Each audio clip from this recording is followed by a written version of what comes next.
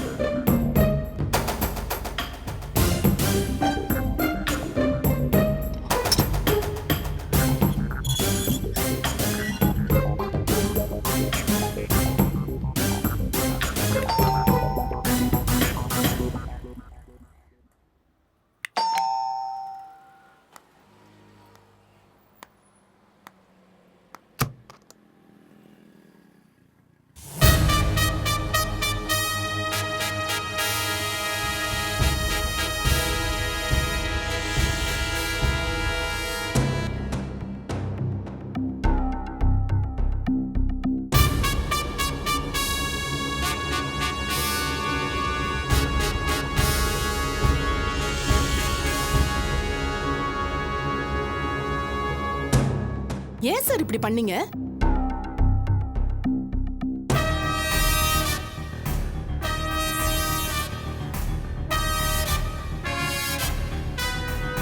அச்சமில்லை ராமசாமி பேர் நல்லா இருக்கு சார். ஆனா எந்த அச்சத்துல நான் மேனகாவை பத்தி எழுதின கட்டுரையை நீங்க மாத்தி போட்டீங்க? உங்க அனுபவத்தை வச்சு பார்த்தா உங்களுக்கு எந்த அச்சமும் வந்திருக்காது.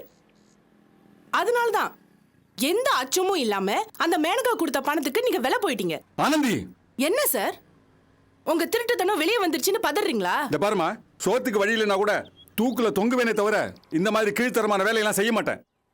அந்த மேனகா என்னை தேடி வந்த விஷயம் உனக்கு தெரியுமா? அந்த மேனகா என்னை தேடி என் வீட்டுக்கு வந்தா.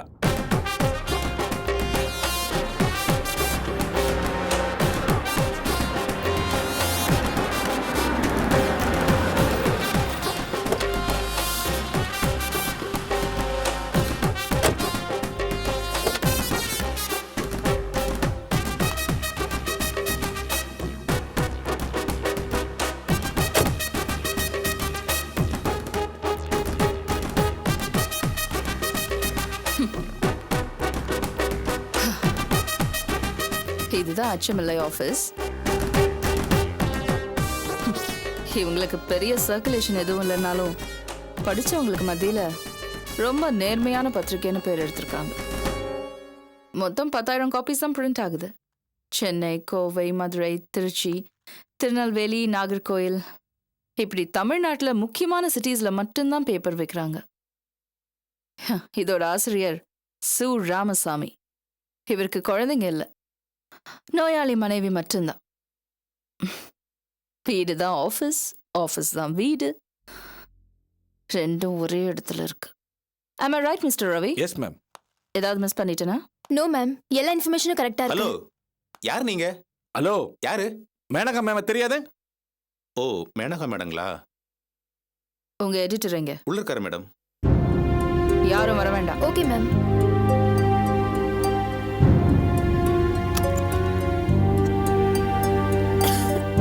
Excuse me.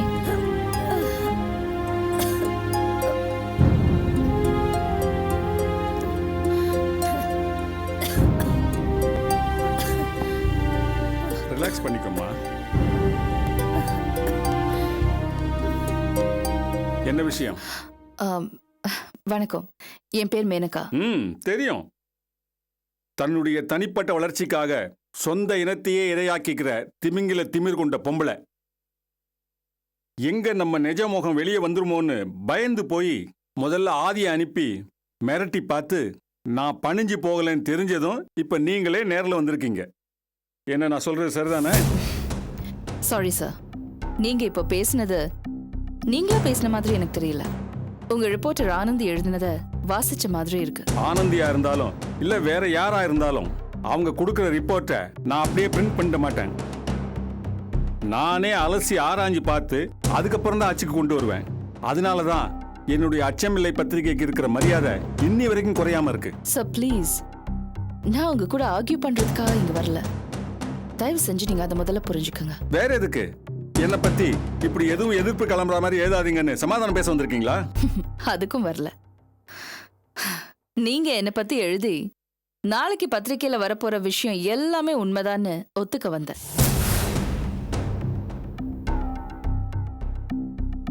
ஆமா சார், நீங்க என்னை பத்தி எழுதி வெளிவர போற எல்லா விஷயங்களும் உண்மைதான். நான் என்னோட பிசினஸ் வளர்ச்சிக்காக இதுவரைக்கும் எவ்வளோ விஷயங்கள் பண்ணிருக்கேன். இந்த உலகத்துல எத்தனை வகையான வன்முறைகள் இருக்கோ அது அத்தனையும் யூஸ் பண்ணிருக்கேன். அதெல்லாம் எனக்கு போட்டியா எதிரியா நிக்கிற ஆளுங்க கிட்ட மட்டும்தான். இன்ஃபேக்ட் இனியும் அப்படிதான் இருப்பேன். எத்தனையோ நாடுகளையும் ஊர்களையும் பிடிக்கிறதுக்காக போருங்கிற பேர்ல கோடி கோடியா கொலை பண்ணவங்க அரசர்களாவும் மன்னர்களாவும் ஆயிட்டாங்க. ஆனா என் வழியில குறுக்க வந்தவங்கள எட்டி உதைச்சதுனால நான் மட்டும் கொடுமைக்காரி ஆயிட்டேன். ஏன்னா அவங்கெல்லாம் ஆம்பளைங்க, நான் பொம்பளை. அதான் என்ன கடிக்கிற ஒரு எறும்பை நான் நசுக்கிறது கூட கொடூரம் ஆயிடுது. உடனே என்னை பத்தி ரகசியம் அராஜகம் அம்பலம்னு எழுதி என்ன அவமானப்படுத்திடுவீங்க இல்ல? இதானே சார் உங்க நியாயம்? உன்னை பத்தி எழுதின ஆனந்தியும் ஒரு பொம்பளை தானே. அவளோட பார்வையில கூட உன்னுடைய அநியாயங்கள் அநியாயங்களா தான் தெரிஞ்சிருக்கு. கடிக்கிற எறும்பை நசுக்கிற மாதிரி அவளால அவளை ஈஸியா எடுத்துக்க முடியாதனால்தான் இப்படி போராடி இந்த விஷயத்தை கண்டுபிடிச்சிருக்கா.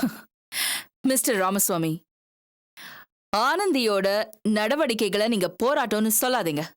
அவ அதிகபட்சமா எதுக்காக போராடி இருக்கா? அநியாயம் நடக்குது, அநீதி நடக்குது, வாங்க வாங்க எல்லாரும் வாங்க தட்டி கேட்கலாம், இந்த ஸ்டைல தானே போராடி இருக்கா. அவ்வளவுதானே சார். ஆனா அதையும் மீறி ஒரு போராட்டம் இருக்கு சார். ஒருவேளை சாப்பாட்டுக்காக, உடுத்துற துணிக்காக, இருக்கிற இடத்துக்காக, இல்லாத உறவுக்காக, இதெல்லாத்தையும் தாண்டி ஒரு பெரிய போராட்டம் இருக்கு. மானத்தை இழக்காம இருக்கிறதுக்காக ஒரு பொண்ணு நடத்துற போராட்டம் இருக்கே, அதை விட இந்த உலகத்துல பெரிய போராட்டம் வேற எதுவுமே இல்ல சார்.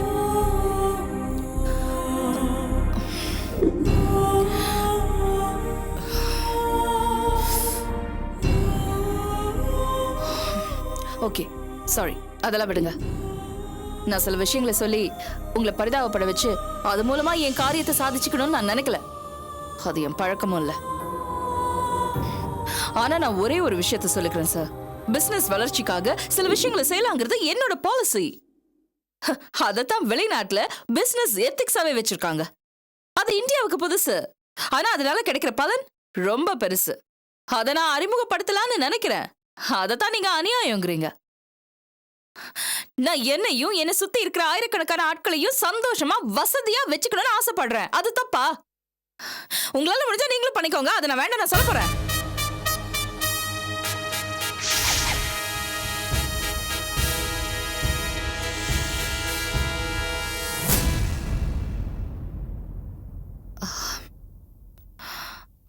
I'm sorry.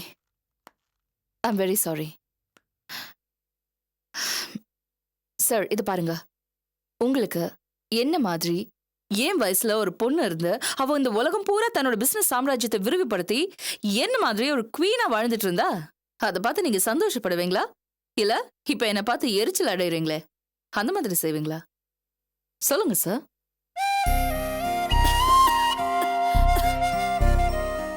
இப்ப கூட நான் இவ்வளவு தூரம் வந்து உங்க வீடு தேடி வந்து பேசிருக்க வேண்டிய அவசியமே இல்ல. நாளைக்கு அந்த கட்டுரை வெளி வந்ததும் வந்திருக்கிற செய்தி எல்லாம் பொய்யானது, ஆதாரம் இல்லாததுன்னு அதுக்காக மான நஷ்ட கேஸ் போட்டு அதுல ஜெயிக்கவும் என்னால முடியும்.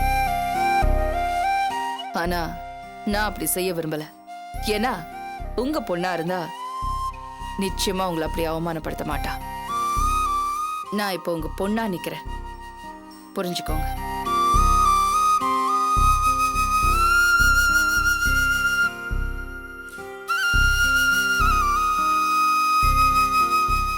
உங்க பொண்ணோட பொசிஷன்ல இருந்து நான் உங்ககிட்ட இப்போ ஒரு விஷயத்த சொல்றேன். உங்க மனைவிக்கு 30 வருஷமா உடம்பு சரியில்லை.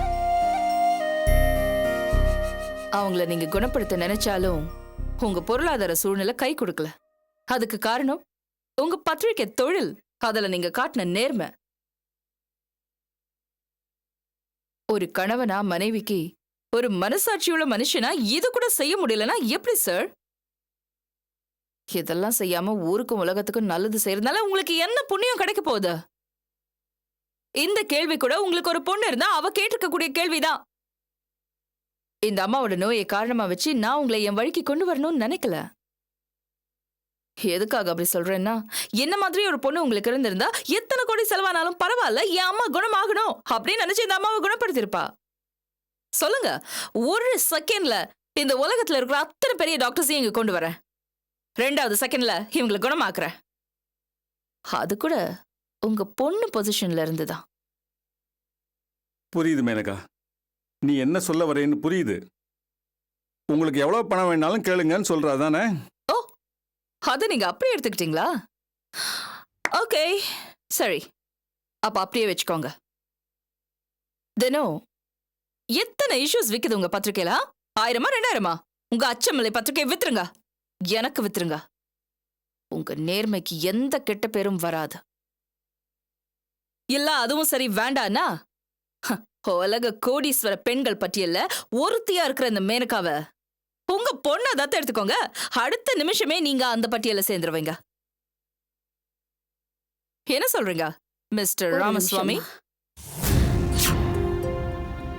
அம்மாடி, நீ சொன்ன மாதிரி உன் வயசுல எங்களுக்கு ஒரு பொண்ணு இருந்து இப்படி எங்க கிட்ட பேசி நீங்களே என் பேரை கெடுத்துறாதீங்க, கோடி கோடியா கொட்டி தரேன்னு சொல்லி இருந்தா நான் என்ன சொல்லியிருப்பேன் தெரியுமா?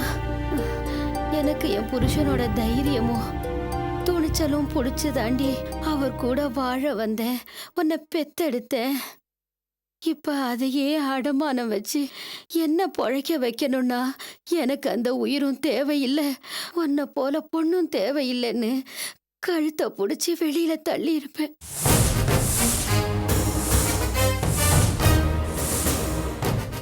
உனக்கு நான் சொன்னது புரிஞ்சிருக்கும்னு நினைக்கிறேன். நீ இப்ப கிளம்பு.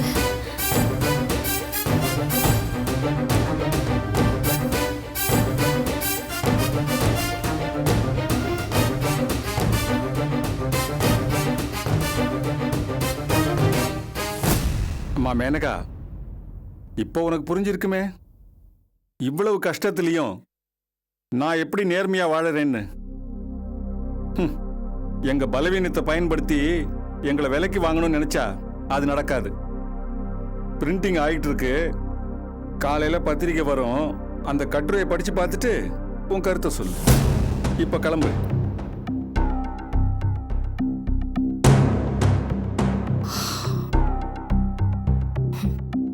வேற வழி இல்ல மிஸ்டர் ராமசாமி. மேனகா மேனகாவா இருக்கிறது தான் நியாயம். உங்க நேர்மையை நான் மதிக்கிறேன். நான் வரேன்.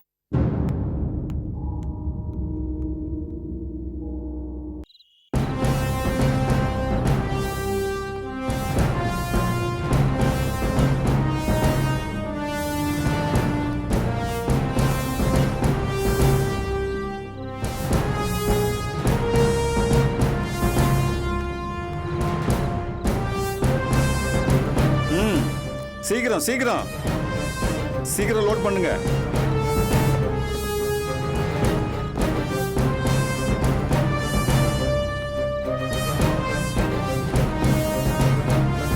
சார், ஆ? இந்த இஷ்யூல நாம வெளியிடுற கட்டுரையில ஏதாவது பிரச்சனை வருமா?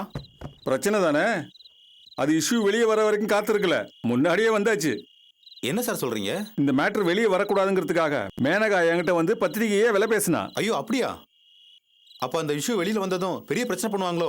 நாம எழுதி இருக்கிற அத்தனை விஷயங்களும் உண்மை. அதனால பிரச்சனை பண்ணாலும் அவங்களுக்கு தான் அசிங்கம். நேரடியா மோதனாதானே அசிங்கம்.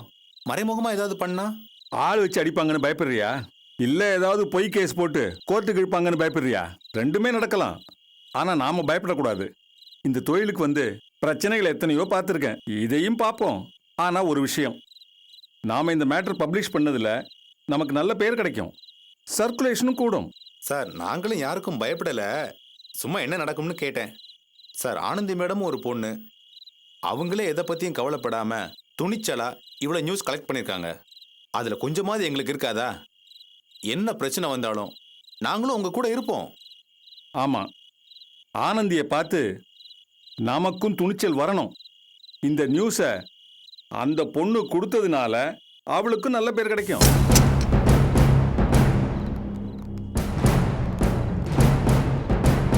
ஐயா, லோடு ஏற்றியாச்சுங்க, வண்டி எடுக்கலாங்களா? ஏத்தியாச்சா? ரெடி ஆயிடுச்சுங்க. லோக்கல் 6000, சரிங்கய்யா. கோயம்புத்தூர் 5000, சரிங்கய்யா. மதுரை 4000, சரிங்கய்யா. திருச்சி 5000. சரிங்கய்யா. எல்லாம் கரெக்டா இருக்கான்னு பாத்துட்டியா? எல்லாம் கரெக்டா இருக்கியா? அப்ப கிளம்பு. வரேங்கய்யா. ம்.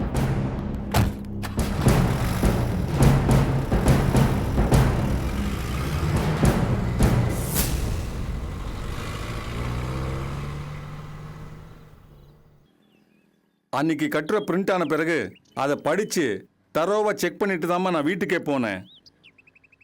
அதுக்கப்புறம் எப்படி மாறுச்சுன்னு எனக்கே புரியல. எப்படி சார் இதெல்லாம் சாத்தியம் எனக்கு புரியல.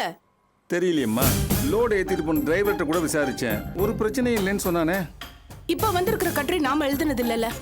அப்புறம் என்ன சார், நம்ம போய் போலீஸ்ல கம்ப்ளைண்ட் கொடுக்கலாமே. கம்ப்ளைண்ட் பண்றதா? யார் பேர்ல பண்றது? அந்த கட்டுரை வெளியானது அச்சமில்லைங்கிற பத்திரிகை பேர்ல தானே? அதுதான் டூப்ளிகேட் ஆச்சு சார். அதை வெளியே சொல்ல முடியாதுமா. அதை சொன்னா இன்னும் கேவலம். சரி சார், இப்ப மேனகா பத்தி வந்திருக்கிற கட்டுரை உண்மை மாதிரி ஆயிடுச்சுல, அது தப்பு இல்லையா? தப்புதாம்மா, பெரிய தப்பு தான். அந்த தப்புக்கு முழு காரணம் நான் தான். அதனால நான் சுவாசமா நினைக்கிற இந்த பத்திரிகை துறையை விட்டு கம்ப்ளீட்டா விலகிடுறேம்மா. சார் என்ன சார்? என்ன மன்னிச்சிருமா. சார் அப்படியெல்லாம் I am sorry Anandhi. Sir sir சொல்றது கேளுங்க.